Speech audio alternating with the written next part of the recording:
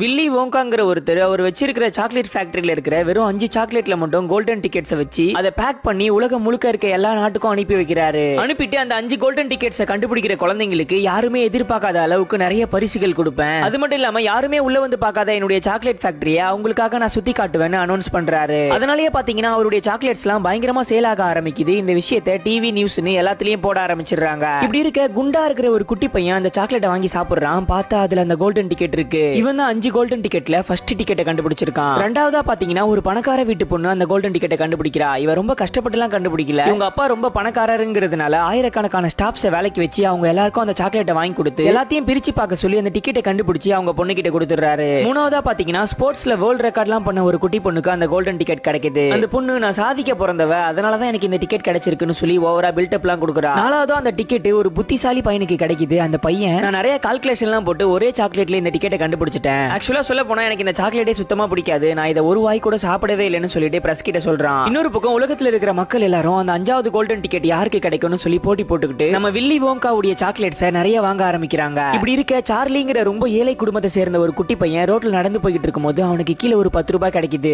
உடனே அவன் அதை எடுத்துட்டு போய் பக்கத்துல இருக்கிற ஒரு கடையில அந்த சாக்லேட்டை வாங்குறான். பார்த்தா அதுல அந்த 5வது கோல்டன் டிக்கெட் இருக்குது. அதை பார்த்த நம்ம சார்லி பயங்கர சந்தோஷமாயிடுறான். அப்ப அந்த கடைக்கு வந்த 2 பேரு நீ இந்த கோல்டன் டிக்கெட்டை எங்க கிட்ட கொடுத்தா நாங்க உனக்கு நிறைய பணம் தருவோம்னு சொல்லிட்டு அவனை பிரைன் வாஷ் பண்றாங்க. அப்ப அந்த கடையோட ஓனர் நீ இந்த கோல்டன் டிக்கெட் எடுத்துக்கிட்டு ஒழுங்கா வீட்டுக்கு ஓடிடு, இல்லனா யாராவது இதை புடிங்கிடுவாங்கன்னு சொல்றாரு. அதை கேட்ட நம்ம சார்லி நேரா அதை எடுத்துக்கிட்டு வீட்டுக்கு ஓடி போய் அதை அவங்க தாத்தா கிட்ட காட்டுறான். அதை பார்த்த உடனே அவங்க தாத்தா பயங்கர ஹாப்பி ஆயிடுறாரு. அதுக்கப்புறம் அந்த டிக்கெட்ல என்ன போட்டிருக்குன்னு படிக்கிறாங்க. அதுல என்ன போட்டிருக்குன்னா செலக்ட் ஆன 5 குழந்தைங்க கூடவும் அவங்க குடும்பத்துல இருந்து ஒரு ஆளு ஃபேக்டரிக்குள்ள வரலாம். கூடவே அந்த 5 குழந்தைங்களும் வீட்டுக்கு திரும்பி போகும்போது அவங்களுக்கு ஒரு பெரிய ட்ரக் நிறைய சாக்லேட்ஸ் கிடைக்கும். அது மட்டும் இல்லாம அந்த 5 குழந்தைங்கள ஒரு குழந்தைய மட்டும் செலக்ட் பண்ணி அவங்களுக்கு மட்டும் ஒரு ஸ்பெஷலான கிஃப்ட் கொடுப்பேன்னு போட்டிருக்கு. இதெல்லாம் கேட்டு நம்ம சார்லியோட தாத்தா நம்ம சார்லி கூட நான் தான் அந்த சாக்லேட் ஃபேக்டரிக்குள்ள போவேன்னு சொல்றாரு. அதுக்கப்புறம் அந்த ஃபேக்டரியோட கேட்டும் ஓபன் ஆகுது. இப்ப அந்த 5 குழந்தைங்களும் அவங்க குடும்பத்துல இருந்து ஒருத்தர் கூப்பிட்டுக்கிட்டு அந்த ஃபேக்டரிக்குள்ள போறாங்க. அப்ப அந்த இடத்துக்கு அந்த ஃபேக்டரியோட ஓனர் வில்லி வோங்கா வந்து புல்லு மலை தண்ணின்னு சொல்லிட்டு ஃபுல்லா சாக்லேட்டாலேயே உருவாக்கப்பட்ட ஒரு இடத்துக்கு கூட்டிட்டு போறாரு. அதை பார்த்த உடனே உள்ள போன எல்லாருக்குமே பயங்கர ஆச்சரியமா இருக்குது.